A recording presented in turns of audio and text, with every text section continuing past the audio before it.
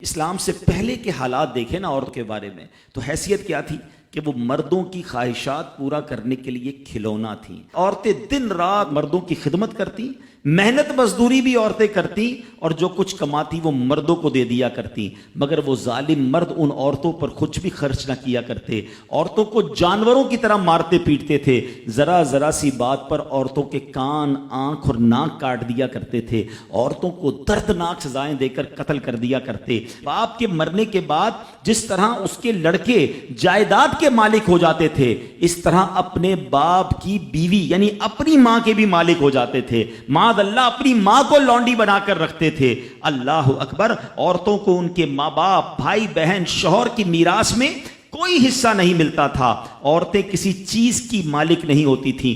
عرب کے بعض قبیلوں میں تو یہ ظالمانہ دستور تھا کہ بیوہ ہو جانے کے بعد عورتوں کو گھر سے باہر نکال کر ایک چھوٹے سے تنگ اور تاریب جھونپڑے میں 1 سال کے لیے قید رکھا جاتا۔ کھانے پینے اور تمام ضرورتیں وہ اسی جھونپڑے میں پوری کیا کرتی تھیں۔ بہت سی عورتیں گھٹ گھٹ کر مر جاتی، جو زندہ رہ جاتی تو 1 سال بعد ان کے دامن میں اونٹ کی مینگنیاں ڈالی جاتی اور ان کو فورس کیا جاتا کہ کسی جانور کے بدن سے اپنے بدن کو رگڑیں، پھر اسی گندی حالت میں پورے شہر کا چکر لگایا جاتا تھا اور گویا یہ اعلان ہوتا تھا کہ اس عورت کی اب عدت ختم ہو گئی ہے۔ اللہ اکبر۔ ایسی ایسی رسمیں تھیں، ایسے رواج تھے۔ عورتیں بلبلاتی، روتی، تڑپتی، مگر ان عورتوں کے زخموں پر کوئی مرہم رکھنے والا نہیں تھا، کوئی فریاد سننے والا نہیں تھا۔ اللہ اکبر۔ 12 ربیع الاول کی صبح صادق کے وقت کائنات میں ایک ایسا نور جلوہ گر ہوا، ایک ایسی شخصیت آئی جہاں جس نے جہالت کے اندھیروں کو ختم کیا،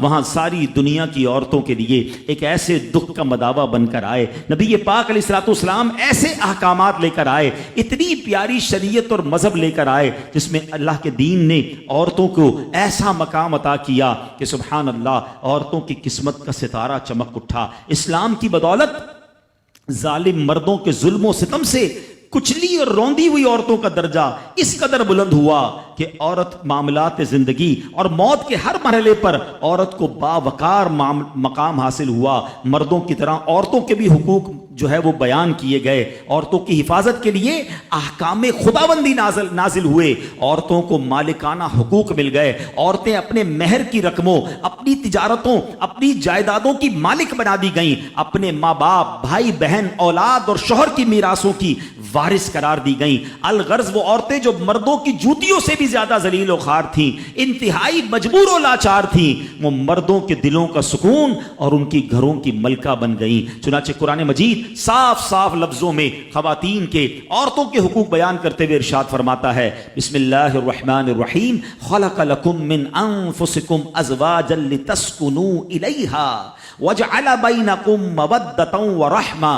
قرآن کہتا ہے، ترجمہ کنز الایمان، تمہارے لیے تمہاری جنس سے جوڑے بنائے کہ ان سے آرام پاؤ اور تمہارے آپس میں محبت اور رحمت رکھی۔ اب کوئی مرد نہ عورتوں کو مار پیٹ سکتا ہے، نہ ان کو گھروں سے نکال سکتا ہے، اور نہ کوئی ان کے مال و اسباب یا جائیدادوں کو چھین سکتا ہے، بلکہ ہر مرد پر مذہبی طور پر عورتوں کے حقوق ادا کرنے لازم ہیں۔ اللہ اکبر۔ گویا اسلام نے ظلم کا دروازہ بند کر دیا، کبھی ماں کے روپ میں، کبھی بیٹی کے روپ میں، کبھی بہن کے روپ میں، تو کبھی زوجہ کے روپ میں۔ اللہ اکبر۔ عورت کو ایک ایسا مرتبہ عطا فرما دیا کہ عورت کسی بھی روپ میں ہو، جب بھی اس کے جناب حقوق تلف کیے جائیں گے، نا انصافی کی جائے گی، اسلام وہاں پر اپنا کردار ادا کرتا ہے۔ اسلامی قوانین سامنے آتے ہیں، عورتوں کے حقوق بیان کیے جاتے ہیں۔